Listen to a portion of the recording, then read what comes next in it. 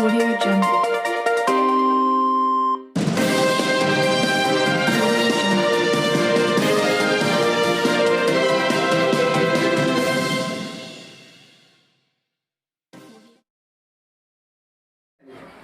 आज रविदासपुरा गांव में बाबा साहब भीमराव अंबेडकर की जयंती मनाई। जवाहर मैडम पूर्व मंत्री आए और बाबा साहब को माल्यार्पण किया। बाबा साहब जन्म जयंती पर माल्यार्पण कैंडल जलाकर स्वागत सम्मान किया। जगत सिंह जिला परिषद सदस्य जवाहर मैडम का बाबा साहब की प्रतिमा भेंटकर सम्मान किया। जवाहर मैडम मंत्री साहब का ग्रामवासियों ने मिलकर स्वागत सम्मान किया गया और विचार रखे। माननीय मंत्री जी जिनका कि हमको हमेशा सानिध्य और लाड प्यार मिलता रहता है, श्रीमान जवाहर सिंह मैडम जी और उनके साथ पदार हुए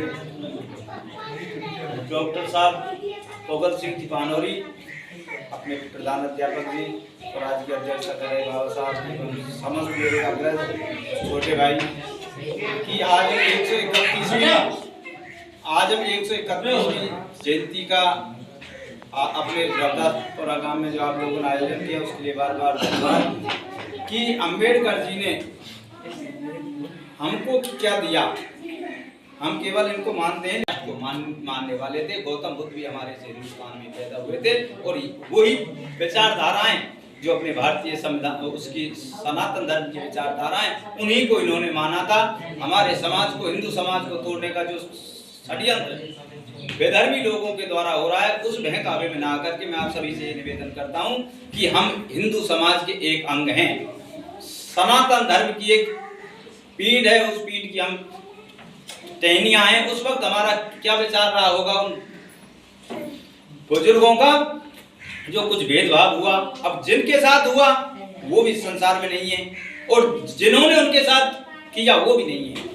अगर हम उन्हीं बातों को याद करते हुए अपने भाईचारे को अगर तोड़ते रहेंगे तो इसका कहीं अंत नहीं होने वाला। अपने देश के टुकड़े टुकड़े हो जाएंगे। जो आज रूस में जो ये यूक्रेन की और वो हो रही है, वो इसी प्रकार की वो थी जिसमें देश के टुकड़े हो गए। लोग बाग हमारे भारतवर्ष को तोड़ने की उसमें लगे हुए हैं। तो मेरा तो आप लोगों से, लालचंद जी, मनीराम जी, जो भी सभी बैठे हुए हैं, आप लोग समाज में अग्रणी रूप में भूमिका निभा रहे हो। केवल एक ही चीज है कि हम भाई हैं, हमको यहाँ पर रहना है, हमारा एक धर्म है और वो सनातन है। आज भारत माता की जय, बाबा साहब अम्बेडकर जय, अमर रहे, बाबा साहब अम्बेडकर अमर रहे, बाबा साहब अम्बेडकर अमर रहे।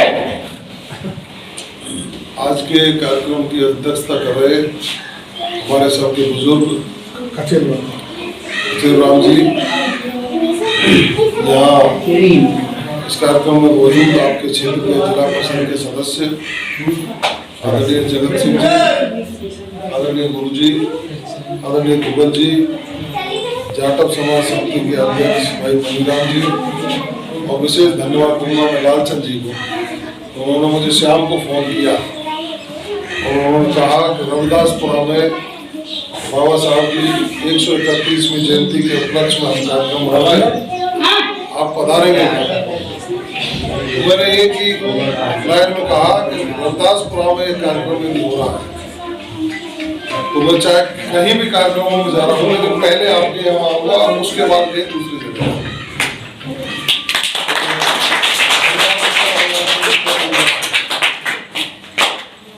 जैसा बाबा साहब के बारे में आदरणीय जगत जी ने बताया, बाबा साहब का जन्म मध्य प्रदेश में महू में गरीब घर में जन्म लिया। जन्म कोई अमीर के घर में ले सकता है, कोई गरीब के घर में ले सकता है, कोई मजदूर के में ले सकता है, कोई फैक्ट्री मालिक के में ले सकता है, कोई अधिकारी के में ले सकता है, लेकिन उसका सोच, सबसे बड़ी चीज है कि उसका सोच क्या है। तो आप सबको मालूम है बाबा साहब की शिक्षा दीक्षा होने के बाद देश जब आजाद हुआ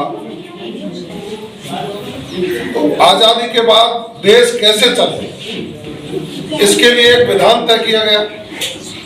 आप और हम भी अपने परिवारों को, घरों को चलाने के लिए घर के परिवार के लोगों के बीच में बैठ के उसका एक विधान तैयार करते हैं। भाई कौन खेती की रखवाली करेगा, कौन क्या करेगा, कौन कैसे रहेगा।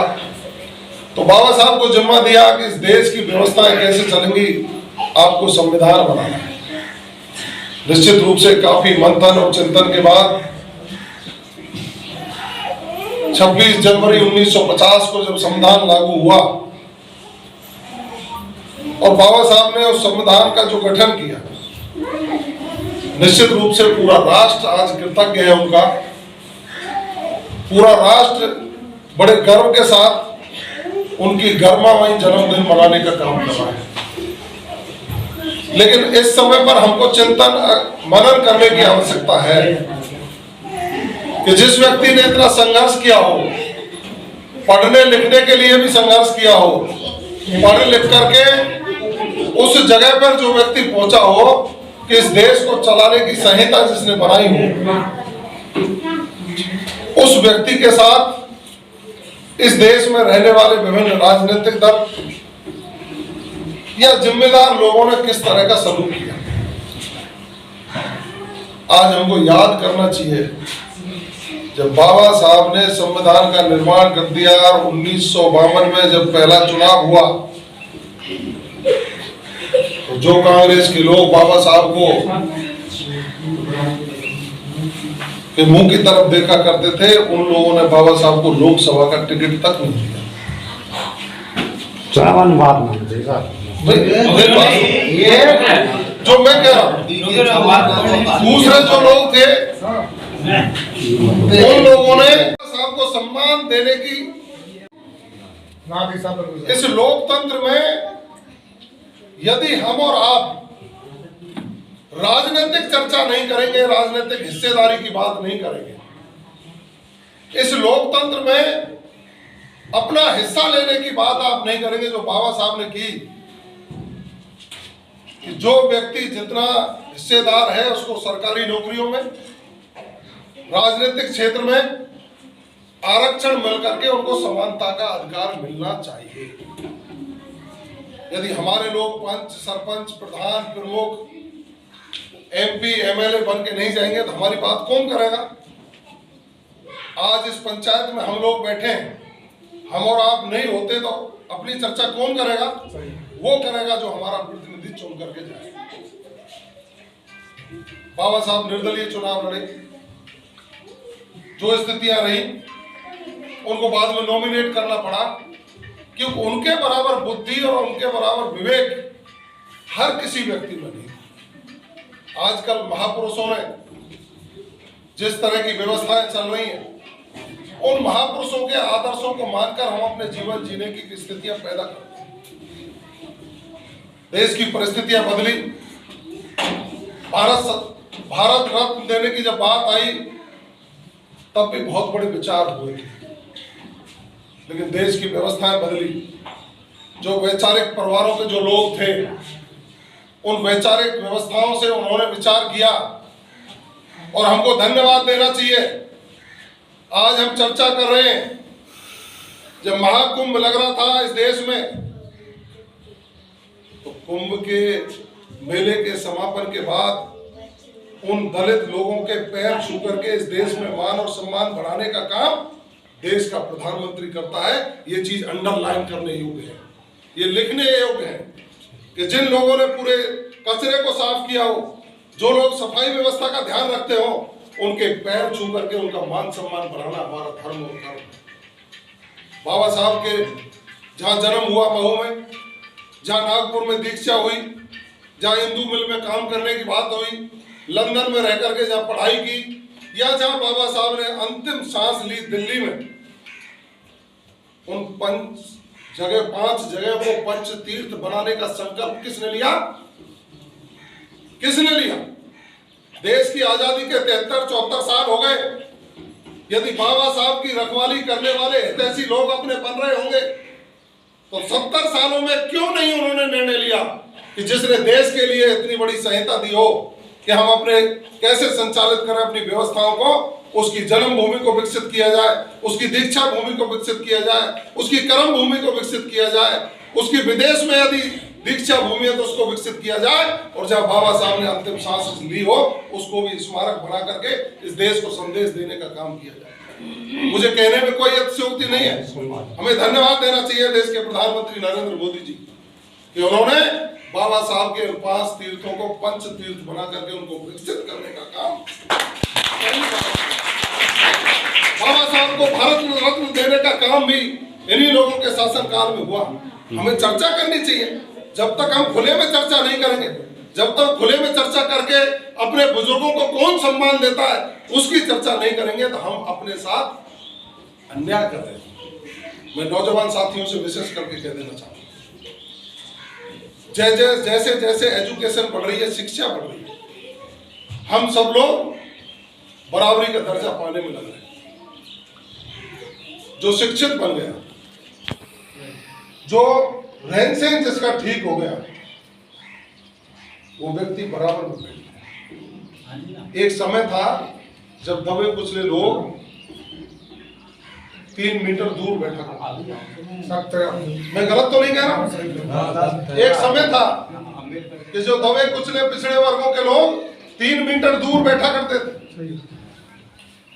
और प्रभावशाली लोग हैं, उनको बोलने का तरीका क्या था। लेकिन अब समय बदला है। अब आप कहीं जाओगे तो सामने वाला आपको कुर्सी देने की बात करता है, आइए ये समय बदला है। और समय बदला है तो इस बदलते हुए समय में हमको भी अपना सोच बदल करके सकारात्मक विचारधारा अपने आप में रखनी है। हम अपने बच्चों को अच्छी शिक्षा दें, बच्चों का अच्छा स्वास्थ्य हो, और इस राष्ट्र निर्माण में अपनी भूमिका कैसे पैदा कर सकते हैं। मुझे कोई अतिशयोक्ति नहीं है। आज मेवात के क्षेत्र में जो हमारे लोग रह रहे हैं, आपकी भी नाते रिश्तेदारियां होंगी, मुझे जूझना पड़ता है वहाँ व्यवस्थाओं से। आज धीरे धीरे करके वहां से पलायन कर रहे हैं, गांवों को छोड़ करके दूसरे गांवों में बस रहे। आप उस इलाके में जाकर के देखिए, आपसे भी लगा हुआ इलाका है, जहाँ 100 घर जाटव समाज के हुआ करते थे, वहाँ 5 घर रहे। वो लोग प्रताड़ित करते हैं, महिलाओं को प्रताड़ित करते हैं, बच्चियों को प्रताड़ित करते हैं। दर्द हमारे रात को होता है, उन लोगों के दर्द नहीं होता। वहां से जब पलायन शुरू हुए, हर 10 दिन बाद एक खबर छपती थी कि फला गांव से सामान लद करके और ये पलायन करके दूसरी जगह जा रहे हैं। आपके भी दर्द होता था, हमारे भी दर्द होता। इन चीजों पर चिंतन करने की आवश्यकता है कि उन लोगों को जब मौका मिलता है तो हमसे वो चूकते नहीं है, और हम लोगों को जातिवादी व्यवस्थाओं में बांटकर हमारा दुरुपयोग करने का काम वो लोग करते हैं। मैं तो आपके पड़ोस का हूँ, मेरे राम के खेत मेरे से माने मनीराम जी, मैं इस मौके पर इतना ही निवेदन करूंगा तो बाबा साहब ने जो आदर्श स्थापित किए, उन आदर्शों के रूप में हम और आप अपने विचार को ढालें। विचार को ढाल करके हर घर में शिक्षा हो, हर घर का बच्चे और बच्चियां पढ़ लिख कर उन पदों पर पहुंचे जहां से समाज की और देश की व्यवस्था सुधर सकती हो। उसके लिए हमारे जैसे राजनीतिक सामाजिक कार्यकर्ता को, आपको कहीं भी आधी रात में काम करे, जवाहर सिंह बेगम से भले में कामा से चुनाव लड़ा, वहां लोगों ने खूब मदद की। 3 दिन पहले गया, चुनाव भी हारा, लेकिन हारने के बाद लगातार मैदान में लोगों के साथ खड़ा हूं, क्योंकि कर्तव्य ज्ञान का बोध बाबा साहब की आदर्शों से मिलता है कि कभी जीत से खुश नहीं होना चाहिए और हार से कभी डरना नहीं चाहिए। इसलिए चुनाव की हार जीत नहीं, आप कंपटीशन में फेल हो जाते हो, डरना नहीं चाहिए, दोबारा तैयारी करिए। यदि खेत जोतते खेत में पैदा कम हो जाती है तो क्या उसको दूसरी बार छोड़ दिया जाता है क्या? हम लगातार उसको जोत लगाते हैं कि अच्छी पैदा हो। इसलिए आप लोग और हम लोग मिलजुल करके एक शक्ति बन करके मजबूती से काम करेंगे तो बाबा साहब के आदर्शों को धरातल पर उतारने का काम करेंगे। आज मेरा आपने स्वागत सम्मान किया, ये बात सही है कि मेरा आपका रिश्ता है, घर का सा रिश्ता है, घर परिवार की तरह हम और आप रहते हैं। मैं तो आपको इस मौके पे यही वचन देना चाहूंगा कि बाबा साहब हम सबको सद्बुद्धि दें, हम सब वो एकजुट होकर के विकसित हों, विकास करें। सामाजिक व्यवस्थाएं कहीं आती हों, कहीं विकास की बात हो, दूसरी बात हो, किसी से लड़ना हो, भिड़ना हो, कोई बिना वजह परेशान करता हो, जवाहर सिंह मैडम को आधी रात को याद करिए, आपके बीच में हाजिर होगा अपने साथ। मुझे बुलाया, आपने पगड़ी बांधकर जो मेरा स्वागत सम्मान किया है, मैं कृतज्ञ हूँ आपका, मैं एहसानमंद हूँ आपका, और इस पगड़ी की लाज ईश्वर हमेशा रखवाए ऐसा वचन लेकर के आपके बीच में जाता हूँ। आप सब लोगों को बहुत बहुत शुभकामनाएं। बाबा साहब के चरणों में बार बार के लिए, अपने हक के लिए, अपनी व्यवस्थाओं के लिए संघर्षरत रहना चाहिए। जितनी जितनी संख्या भारी उसकी उतनी हिस्सेदारी, ये एक व्यवस्था है।